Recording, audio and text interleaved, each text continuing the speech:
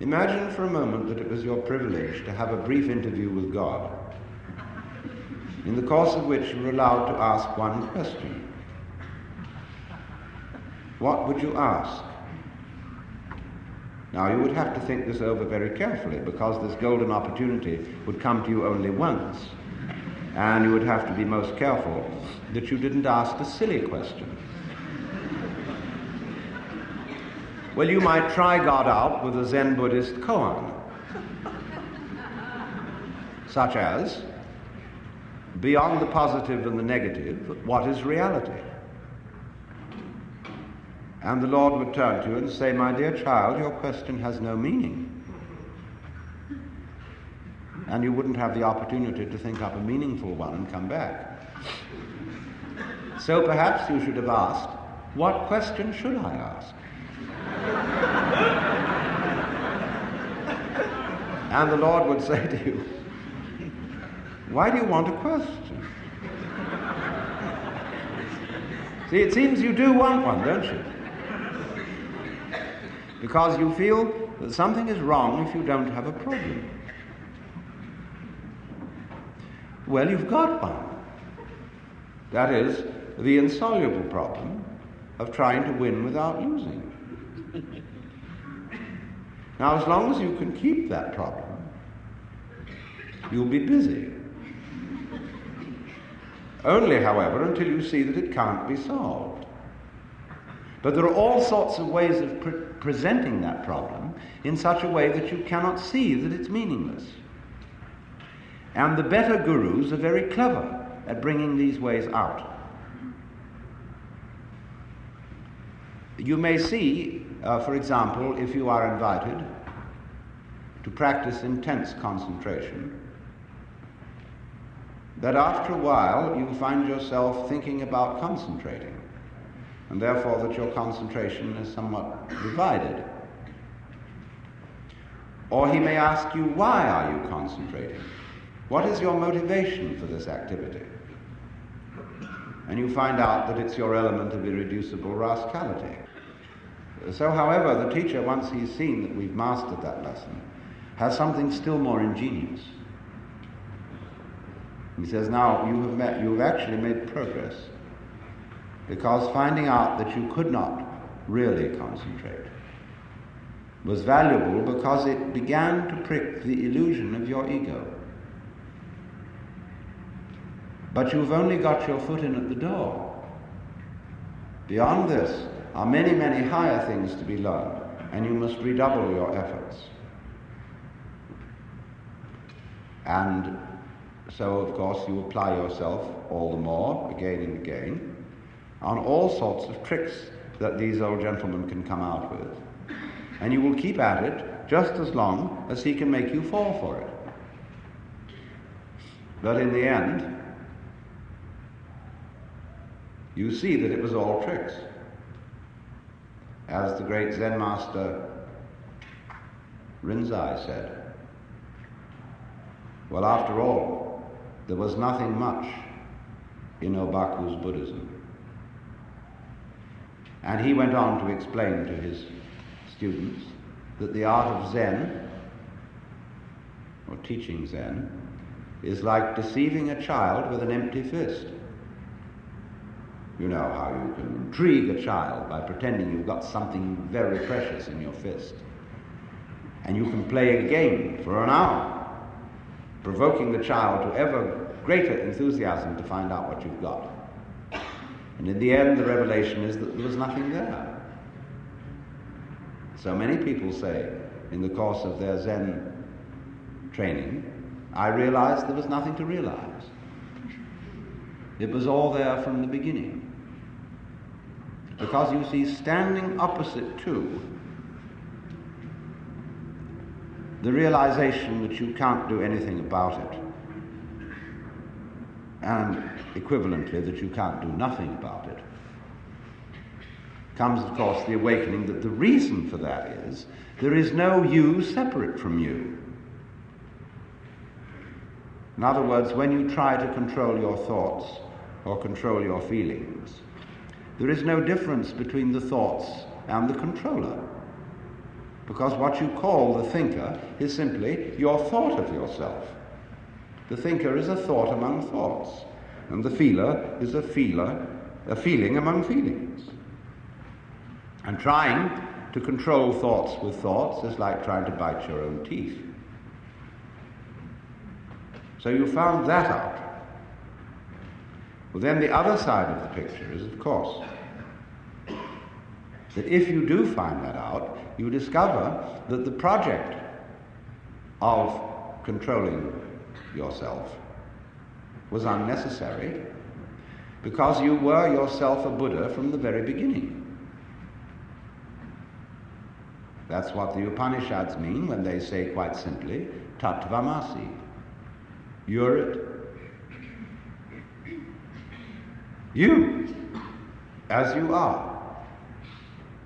Now, how can you conceive that? Supposing you let your imagination go and really think through what you would like to happen. Imagine the most gorgeous state of bliss that you can conceive, where there are no worries, no anxiety, no haunting future with unpleasant consequences. You're in control of the whole works, and you're sitting on your lotus, perfectly content. And I ask you seriously, is that really what you want? Are you quite sure that's what you want? Imagine now, let's get this situation straight. You've got everything you want. You're in the highest possible spiritual state that you can conceive. And yet, I haven't really surrendered myself, because I know it all. Something I don't know. So please, the surprise. You know what would happen? You would find yourself sitting here in this building tonight, feeling exactly the way you feel.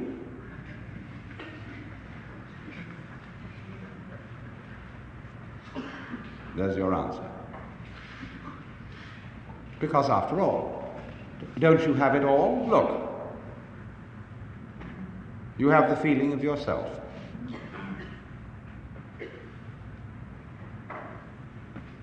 But the feeling of self depends on there being at the same time a contrast, the feeling of other. The self has a certain sensation of being in control of life to some extent through voluntary action. The will seems to have a certain freedom. And yet, on the other hand, there are limits to that. And it seems in the end, life sweeps us away, and we are overwhelmed by the involuntary. And yet, the voluntary keeps popping up. New voluntaries come into the world with every baby. So you see, you couldn't have the experience you call being a voluntarily acting self without the contrast of the involuntary happening. Now, do you want to be without the involuntary happening? You want to get rid of that? All right. If you get rid of it, you won't have the experience of the voluntary self. Or would you like to turn it the other way around? Would you like to have the experience of no voluntary self?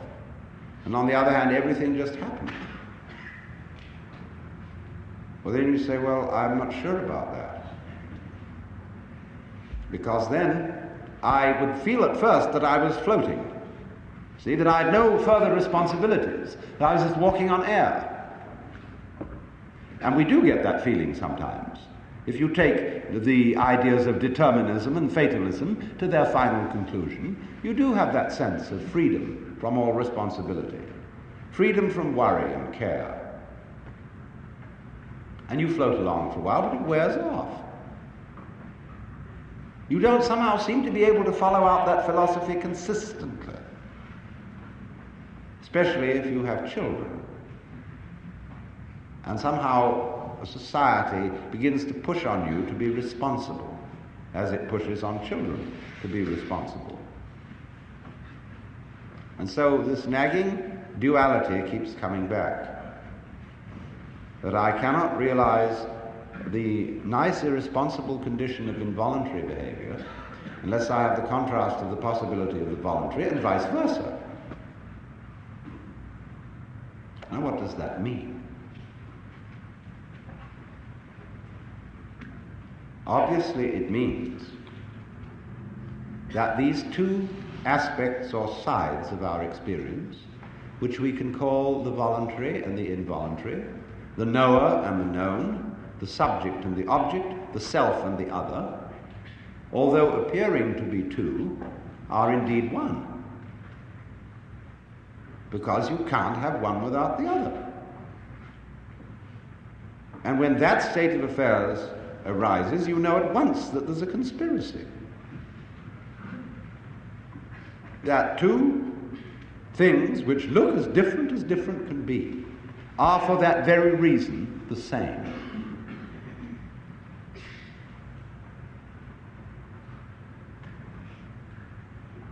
Now, you can detect even under those actions of yours which you call voluntary, the voluntary movement of the muscles or of the mind, that there are processes which are not voluntary. You do not will your blood to circulate. You do not control by intention the synapses in your nervous system, and yet you would be incapable of any voluntary action unless those involuntary processes were going on.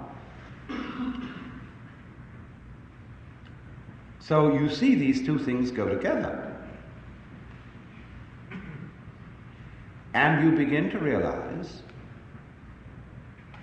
something which is rather difficult to describe, that what you call your experience is a do happening. We don't have good words for this. We have some words which have this sort of sense, like the word cleave, which means to stick together or to hold together, and also to split. And the word sacer in Latin means holy and accursed. And so I would like to propose we all should find some word for a do happening, because it's all a do happening. That's what Buddhists mean when they talk about karma. The word karma means action. And when something happens to you, be it good or bad, they say it is your karma. That means, quite simply, it is your doing. But you say, I didn't mean to do that. No. One school of thought will explain it by saying, but you see, you did something in a former life or at a former time, which now has this consequence. But that's a very superficial understanding of karma. You don't need to believe in reincarnation to understand karma. Karma is simply that you don't let your left hand know what your right hand is doing. That with one aspect you are doing what you call the environment, and with the other aspect you are doing what you call the organism, the me, this living body.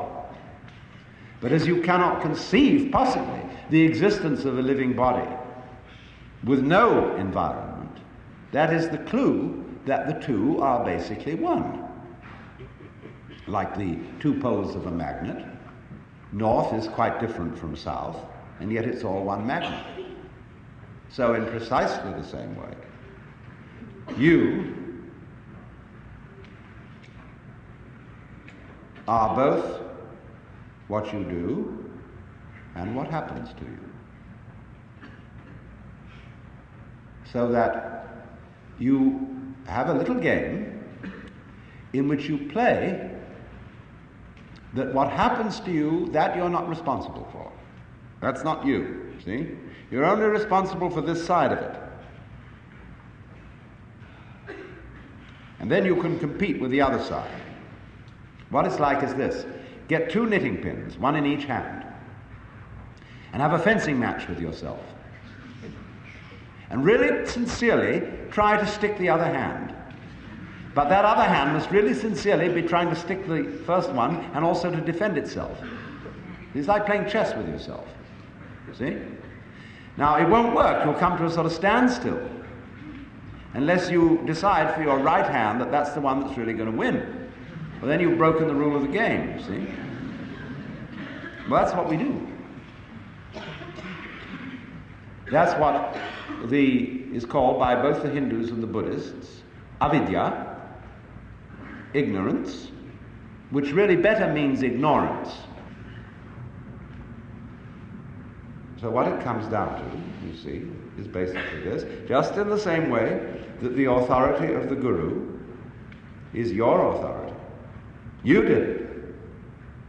So the place where you are in life is where you've put yourself.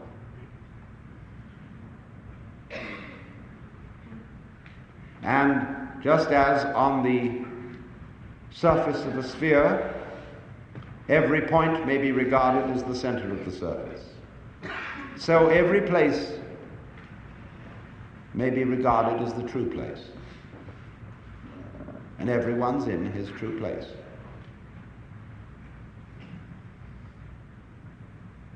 Everybody, in other words, put it in what language you will, is a manifestation of the divine, playing this game, that game, and the other game.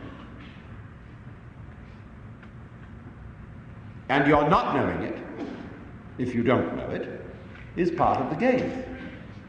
Makes it all the more fun. Get lost, you say to yourself, and lost you get. Like children love to play hide and seek, to get lost. Like we all like to go to a play, see a horror movie, and have the cold shivers because we think the awfuls are going to happen. Something is going to be seen on the screen which we can't stand to see. Ooh, won't that be a thrill if it happens? We all expose ourselves to that, just as children and young people are always exposing themselves to dreadful things. And the parents get absolutely, they get the heebie-jeebies. They think if it isn't getting drunk or driving hot rods, they take drugs. And that may ruin their sanity for life. How horrible can it be? And if they don't take drugs, they'll do something else. Always to see how close to the point of danger you can get. And most people who go in for racing cars usually end up in a crash. And they know it. But the life is all the sweeter for being played dangerously. So I would say to those among you who are the most deadheads, in the sense of unspiritual and square, if there are any here, real stuffy people, congratulations. You see? You're playing a very far-out game. See, you're so lost you don't even know where you started. That's taking a gorgeous risk. Why? Because of you, we might even blow up the planet. How close are we going to get to that one? Well, just in the same way as that car racer watches the needle going up, up, up, up, up, up. There are these people feeling more and more and more righteous, determined that good shall prevail, watching that needle go up. It's getting hotter and hotter and hotter. And finally, they go out in a blaze of glory.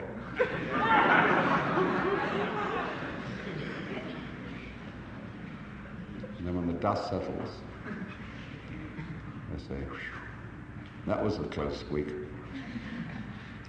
I mean, that was quite a dream we've woken up from. See, where will we go next? See, that's the point, it's simple. That's why I would say that my function is liberative. I want you to see that it's you. It's not me. It's not Swami so-and-so. It's not Buddha so-and-so. It's not Saint so-and-so. It's you. You do it. As Sir Edwin Arnold put the words into the mouth of the Buddha, you suffer from yourselves. None else compels. None other holds you that you live and die and whir upon the wheel and hug and kiss its spokes of agony, its tire of tears, its nave of nothingness. And when one of the old Zen masters went to his teacher and said, "What is the way to liberation?" The teacher said, "Who is restraining you?" He said, "No one." "If so, why should you ask for liberation?" So it all bounces back to you. What do you want? Do you know what you want? Can you think it through? Say exactly what you want. And invariably, you'll get back to the place where you are.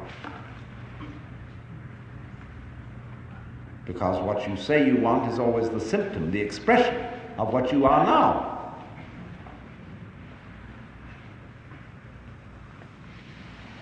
If then that is the case, that it's all there because you're doing it. Why meditate? Why do anything of a so-called spiritual nature? People don't understand really what meditation is. They take it up like they take up psychotherapy or a course in weight reduction in order to be better. But if you do that, you are not practicing what is called jhana or yoga or Zen. That's not it at all.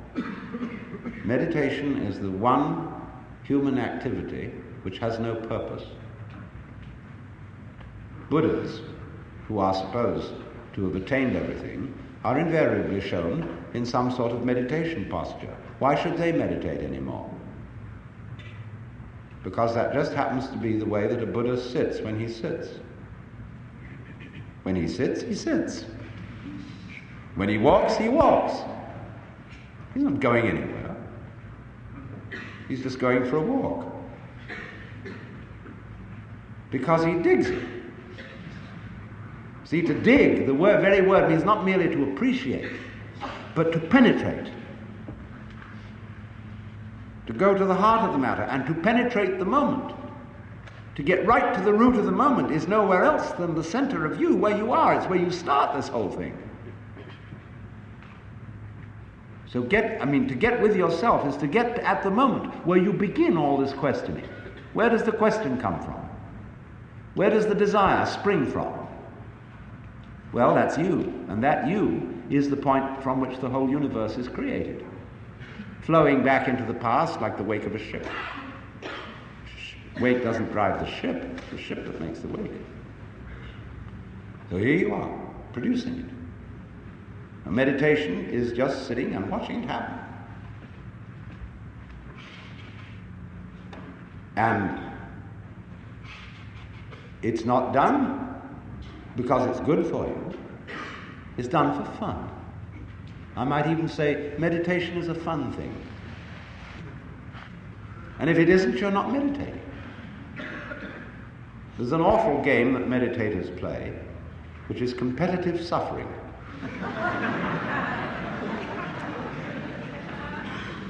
They go to some place where they sit for hours on end until their legs ache and practically fall off.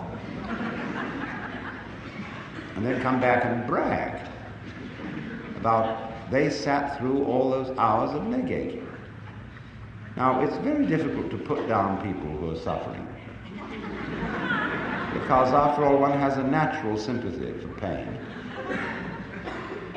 But I sometimes want to say, for goodness sake, don't throw your suffering at me in that way and in that spirit. Don't brag about it. Don't one-up me by saying, well, I've suffered more than you have. People do things like that. They say, well, I'm more aware of my shortcomings than you are. I'm more tolerant than you are. recognize more than you do what a rascal I am. There are every kind of way of one-upping somebody else in order to play the game in which I always win. So once we get into that kind of thing with the meditation scene, we get into hierarchies and ranks and degrees, and who has attained number 7, who has attained number 9, and the expert guru will always put a stage higher than anybody's thought of, so as to see how far your ambition will run. And so this goes on endlessly, endlessly, endlessly, until you suddenly wake up and begin real meditation by realizing that you were there. That you do really meditate all the time by virtue of existing all the time. Only you miss that eternal now by always looking for something next minute, expecting a result. Now you can't say, let me not expect a result, because one does anyhow. And so you may just as well sit and enjoy it.